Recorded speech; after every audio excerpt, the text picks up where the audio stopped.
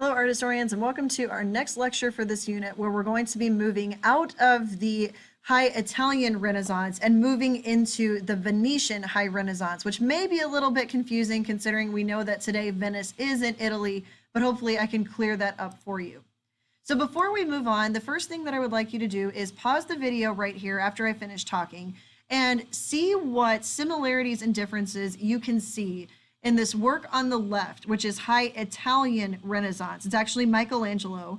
And on the right, we're looking at a work from the Venetian High Renaissance. So we're talking about a geographical distinction during this time period of the Renaissance. So just take a second and jot down similarities and differences between these two works before we move on to start explaining them. So let's establish a little bit of context. So when we're talking about Italy during this time, Italy is not yet what we consider to be Italy today. There are a bunch of Italian city-states, but those aren't actually going to be united together until the 1800s. So these different city-states were very independent and very competitive with each other. And one of those is going to be Venice. And Venice prided itself on being a republic where they elected their leaders and they elected the people who represented them. And Venice was extremely wealthy. They were in kind of a boom time during this because Venice was very good at shipping. So in this time of expanded trade, Venice was kind of the place everybody went to. They held the monopoly really on shipping and, having a port into the Mediterranean Sea. So Venice, because of this, is actually one of the places that's really going to start using canvas as a medium for painting, because they were very familiar with canvas using for sails. So they just started, and plus Venice is very, very humid. So the actual canvas kept from curling up, because before this, they would paint a lot of the times on wood with oil paints, and the wood would warp because of the humidity. But the canvas could actually withstand that because it was meant to be waterproof because of sails. Now, because they are located towards the north, you can see that they're going to have access to the Northern Renaissance as well, and they're going to be huge proponents of using oil paints, which not everybody in Italy or Michelangelo or Raphael is going to be, but Venice, oil is going to be the primary medium, and what that's going to allow them to do is create textures, especially of skin, that seem to be very, very realistic and tactile. So color is going to be a huge part of the Venetian Renaissance, whereas in Italy, in the other Italian areas like Florence, it was more used to just color in rather than actually use it as the base. So this is to show you Venice.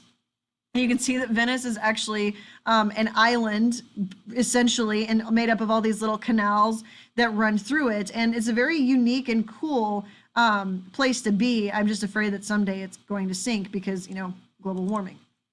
So if you've ever heard of like the canals running through Venice and people riding through on the gondolas, and that's what you picture when you think of Venice, because this was above all and anything else a shipping city. Now, this is so important because when we talked about the High Italian Renaissance, we discussed that to them it was about determining what was beautiful in terms of how to paint. And in Venice, it's almost a little bit different because they focused on what was beautiful to paint in terms of scenes and landscapes. So they could make those things beautiful, but it's almost like the content was more important than how it was actually made. So Venetian art during this time, like I mentioned, they're really on top of the world. It's wealthy, the city is booming, everything's going great, it's peaceful. And works of art in Venice were really about enjoying life and this beauty, that was in the world. And so in less of a focus on how things are painted, which definitely was a big deal in, Rome and Florence, but much more an emphasis on the beauty of life and what was being painted instead. Now, we have to include, there's this big theory that Venice was cut off from classicism, that they weren't as exposed to the Greek and Roman classics as other places were. And that's entirely inaccurate. That's definitely not the case.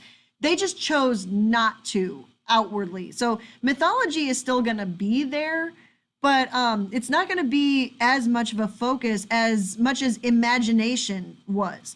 So yeah, you'll have some artists who continue on that tradition of mythological scenes and, things that you would see in the Greek and Roman stories, but it's also going to start to be more about things that happened in history or philosophy or the beauty that was right there at the time, and kind of drawing from the ideas of beauty and humanism, if not necessarily the Greek stories that were being told. So one of the things I like to say is that it's no place like Rome. Venice was not Rome or Florence in the way that they created art. They did, however, and this is important, keep those classical ideas of humanism. And like the artists of the High Italian Renaissance, they did focus on naturalism. But again, their idea of beauty is in terms of the content and how to make that look beautiful. And so, for example, in High Italian Renaissance, we see a lot of portraits where it's just the upper body, like the head and the shoulders of a figure, but Venice is going to do a lot with the entire body. And one thing that we do see a lot in Venice is they're not really beholden to the Pope as much as some other areas that are closer to the Papal States. So they really didn't focus on religion as much. Now, it's still going to be there, but it really isn't as much of a focus to the Venetians. It's more about, and look at their city. I mean, it's all about enjoying life and sipping coffee by, a waterway. I mean, it's about this life that was beautiful. And they like to show their cities because they are very wealthy. But another problem in Venice is they don't have, as you could see from the aerial view, a lot of landscapes. So they like to imagine landscapes and take influence from what they saw in Northern Europe because they don't really have that. So it's this imagining of what they would like to see since they don't actually have that in the city that they lived in. One important distinction is the fact that Florence and Rome, those artists were really focused on disegno, which is drawing. Like it should be, first and foremost, you should be able to know how to draw, like linear perspective and being those triangular compositions and how it is drawn. And then the color is added in. Venetian artists, because of that oil paint, worry much, much more about using color to create the actual image. They don't draw it first. They start with using the color to create the forms in the images. And that's a very big distinction for the Venetians. Another really important thing that I like to focus on is in Italy, like Rome and Florence, if you look at any of the backgrounds of any of Raphael's Madonnas or Da Vinci's Madonnas, it's almost like even the Mona Lisa, the background looks like, and I mentioned this before, when you go to like J.C. Penney's and you're like, okay, I want to pick out that background and that background. And then they just pull them down from like slides or almost like a set backdrop for a stage or a theater. But to the Venetians, the landscape is a huge part of the piece. Like it's just as important and needs to be a central part of the story because changing the landscape can change the meaning completely. So I do want to emphasize here this difference between color in Renaissance Italy versus Venice. And on the right is Venice. And what this artist would have done is not really drawn it out first. He would have started using the color as the way to create these shapes. Whereas on the other side, and you can see the backdrop I'm talking about here in Raphael's work, you can see that it's very much drawn and then colored in. Like the color was added to this instead of it just being like the color is everything in how it's created. So this is a really important example. It's not one on the 250, but I do think it is noteworthy right here. This is called the Feast of the Gods in Venice. And it was created by, there's speculation on a couple different artists. Titian gets a little bit of credit for this one, taking over from one of his tutors. But this is the Feast of the Gods. And if you look at what's going on here, it's a scene called a bacchanal. And a bacchanal is basically a drunken revelry party.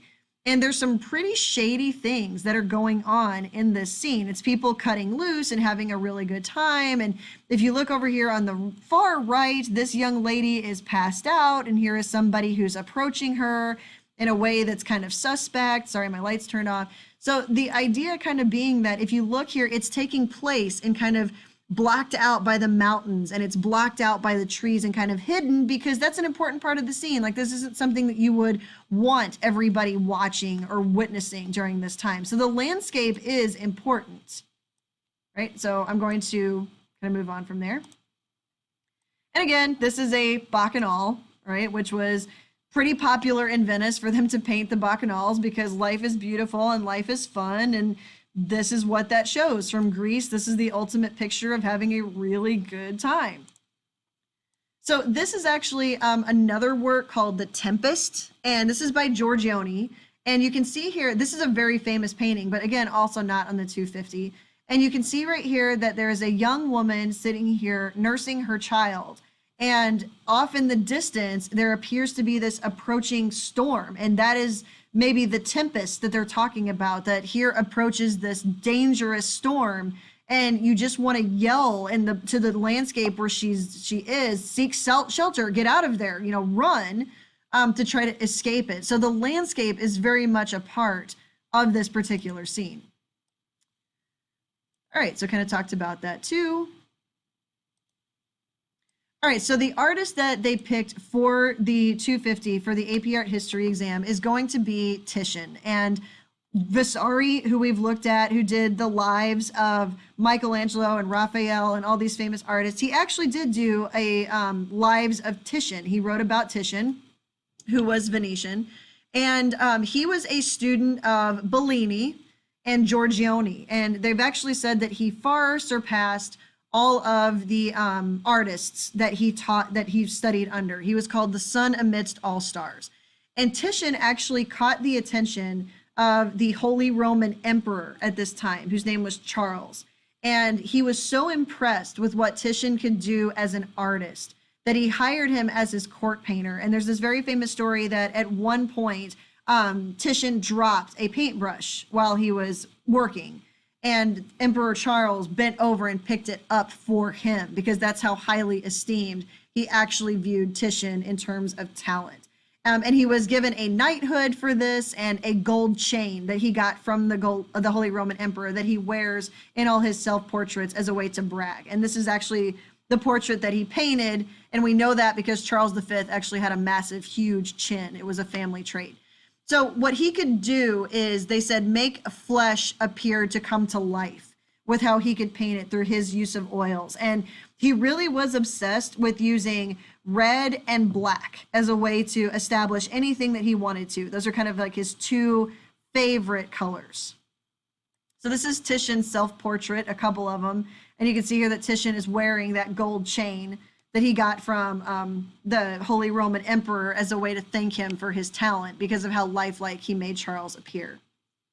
So this is one work by Titian that I just think really stands out on his mastery of color, because it appears that this painting is lit up from a light source. But the only light source that's coming into this during this time is actually just from the windows. The painting and the use of the gold and the appearance of it and the use of red to guide your eye through it really show his mastery of what he could do with using color.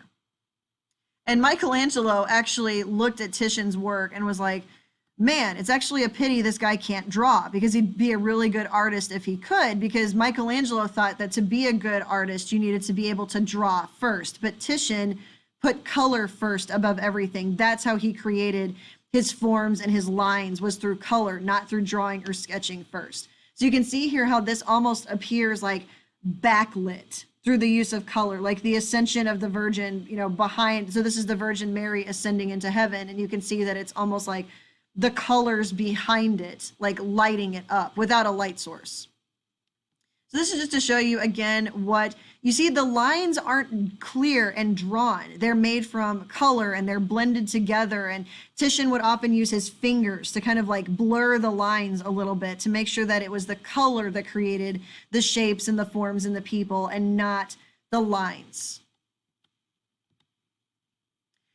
Now, one of the things that we're going to start to see happen during this time is actually in Venice, new genres that we're developing. And remember, Venice is all about living the good life because they have the ability to do that. And we actually start to see the development of art that not only was it not religious, but it was actually almost a little bit erotic and suggestive and meant to engage the senses a little bit. So like, for example, this is a goddess who saw that somebody was spying on her while she was bathing, and she shot him with an arrow. I believe it was Athena, maybe, or Artemis. I believe it might have been Artemis, and shot her admirer with an arrow. And then her admirer started to turn into a tree because of that, because he had been caught spying on her. So this is a whole new genre of like that had really never been developed before. Like there's not a religious purpose to it. It's not really a moral story. It's just kind of a story to be looked at almost. Which is why we have this work right here, which is called The Pastoral Concert by Giorgione, who Titian may or may not have actually worked on. So there is a major discussion here of what is happening. So it's called The Pastoral Concert, and this is blatant nudity. It's not anything, it's female nudity for one, which is something that was generally not seen very often. Adam and Eve could be shown nude because that's what they were. And then you would also sometimes get nude females whenever they were being banished or punished to hell or something like that. But this is a little bit different from that. And you can see the curves of the skin. It's not idealized. It's very naturalized in the female body. But what is the nudity about? Like there's two men here who are sitting here who are composing a concert. They're not engaging with the women who are sitting here. So what they believe that this has to do with is because they seem to be kind of isolated, sitting on a hill far away from anybody who could see them, that's okay. But also the men aren't really acknowledging it, which means that these may be muses who are there to kind of inspire the gentlemen who are like the gentlemen who are composing, and that maybe because they were muses that they are nude. So we're kind of seeing this progression of, yes, there's nudity, but it's not really acknowledged. It's kind of in secret. Nobody can really see them. Maybe they're muses, so that would be mythology, so that would make it okay. Kind of like the birth of Venus, although this doesn't have really a religious Christian meaning to it whatsoever. And then Giorgione progresses on to this, to the sleeping Venus. And again, this is not like the birth of Venus where she's in the act of being born. So of course she would be nude. There's justification to the nudity. This is meant to be looked at because she has no clothing on. So here she is. She clearly has her dress here, which she has taken off. Her nudity is intentional.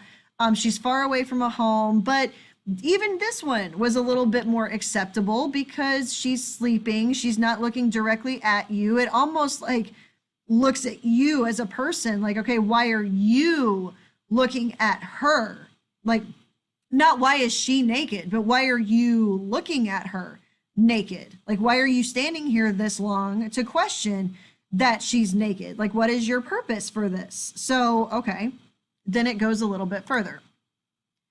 So one of the things that they wanted to point out is the fact that even in ancient Greece, it's never just nude. It's never just, there because they're naked, all right? There's almost always a reason why they're naked, and it represents some kind of message. So for example, in ancient Greece, the male nudes were meant to be strong and powerful and showing off their body, while females were generally seen more as sexual objects meant to be looked at, passive, submissive, whatever. So in ancient Greece, if a female was shown nude, she was generally covering herself. It's almost like you caught her, like, she was bathing and you just happened to see her. And like, even, she's still modest about it, which is part of that. And generally not making eye contact with you. And then we get the Venus of Urbino. And the Venus of Urbino was actually written about as Titian's beast that he describes. And Mark Twain writes about it in his book, A Tramp Abroad. So basically a tramp, all right, which we know what that means, abroad, overseas, and he goes and he sees this work of art that's there, and that she's there for anybody to look at, right? Which is such a great thing, because there's been nudes before. So why did this get such a reaction? Like, why was this riling people up? Because nobody talks this way about Giorgione's Venus, Sleeping Venus, or Botticelli's Venus, but this one was meant to be looked at in her nudity. That is the focus of it. In ancient Greece, it was still this idea of, you were seeing them naked, but it wasn't like advertised, basically. This piece of art is going to be quite a bit different. And this is the work of art that we're talking about, which is the Venus of Urbino. And you can imagine that this kind of riled everybody up because she's not taking a bath. There are no clothes nearby. She's just laying there in her nakedness, which is, and she's looking right at you, which had never really been done before. She's almost daring you to look at her. Like she's saying, look at me because I'm naked as a result of this, because her nudity was part of it. And you can see that Titian uses the color that he does to draw attention to her fertility, essentially, and that the white, helps to almost create like a reflection on her soft skin, like to kind of show like, this is how skin actually looks. It looks very supple. He used the oils to create that. And she's put in a bedroom. Like it changes everything completely. Like there's only a couple reasons why she would be naked in a room. So you have here a couple things going on. She is staring at you. She has the red and the green and the white to further accentuate the fact that she's nude. Over here in the background is a young child digging through a chest that she had brought to this home. And she has a dress to dress her. She's picked out a dress. So it's not like she had clothes on and is now putting them on. Like, no, she was naked when this happened. So Giorgione's Venus did not get quite the response that Titian's Venus did. And it may be because of the fact that over here on the left, the nudity was just natural. It was part of the scene. And her eyes are closed. She's still modest. She's not there. It's kind of like still that Greek idea of, okay, she's covering up. It's, not like we walked in on her. Whereas the one on the right was more like she's looking at you, she's acknowledging her nudity, and she knows that you're looking at her. And she's almost daring you to look at her. So one of the things, again, if you notice, the green line in the background of the curtain draws attention to her most important attribute as a wife. And the reason why that would be accentuated is the fact that, and this is a terrible story, is the fact that the Duke who commissioned this may have been commissioning this work of art as almost a reminder / teaching tool for a young bride who he was engaged to whenever she was 10 years old, which means they would have been married probably about the time she was 12 or 13. And this would have really stated what her marital expectations were. And that was to obviously provide children for her husband. And because he used this oil paint instead of drawing it out first, the color that he uses just brings her skin to life. Like it is areas where it's reflected on it, where it's fleshier than others. And it really makes that stand out that it's not like a marble statue, it's a fleshy person. And nudes could be okay typically if it was, so where before have we ever seen a nude woman who wasn't a goddess? So you would see like Venus or Aphrodite or whatever, but this isn't Venus. This is the Venus of Urbino, which means she's a woman of beauty in Urbino. She's not a fake person. So by putting the word Venus on there, that could justify the nudity, but nothing else about this makes her a goddess. So like the sleeping Venus on Giorgione's work, that's a sleeping goddess who her nudity represents, her feminine side, her beauty, and still covered and kind of like you're catching her naked. This is almost an invitation to look at her. And one of the things that gives credence to the fact that this was a marital aid is the fact that the dog on the edge of the bed represents loyalty, like a reminder of this is what it's for. And then on the background, if she was a true goddess, she wouldn't need clothing. But here in the background, they're picking her out clothing, which leads to more of that idea that she's not a goddess. She's a real woman, and they're getting clothes for her out of her marriage chest. She's holding roses, which would be a symbol of love and beauty. And then there's a young child in the background, which could represent the fact that she's supposed to provide children. Now, Titian chose to do this portrait in this way, and it shook everybody up. Like, it's not like we've seen goddesses in the past where they're not making eye contact. Their nudity seems to be justified, like getting out of the bath, or getting into water, or just being born, or like with Adam and Eve, who were naked because of sin. No, this is just nudity, and it's considered to be beautiful. Like, it's a beautiful goddess who is nude, but she's not really a goddess, and she's looking right at you. Right? So one of the things that Titian deliberately did for this, maybe because he didn't really like what the painting was for, there's kind of some discrepancy on that, but he split the scene into two halves. So if you go back, you'll see there's one area, and then there's an open curtain, like almost like that's her bed curtain there. And he almost challenges you. Like, are you looking at her as a work of art or a goddess, or are you looking at her as a naked woman? All right. So it kind of is showing during this time in Venice a little bit of this idea of female empowerment also, because she's looking at you. She's challenging you. She doesn't really, is she encouraging you to look, or is she blocking you? All right. So almost, again, this idea with Titian of, hey, you're looking. So just so you know, like, you're going to judge her for being naked, but you're looking at her. So just kind of, think about that. Don't judge. All right. Now, one thing that we can see happen, unfortunately, Titian, he lost his wife, and later on in life, he started to develop a tremble in his hand and very poor eyesight. So later on in his life, we can see the colors that he does really start to fade and not be nearly as clear. And it could be he was painting a little bit more emotionally, but also because he was deteriorating as a human.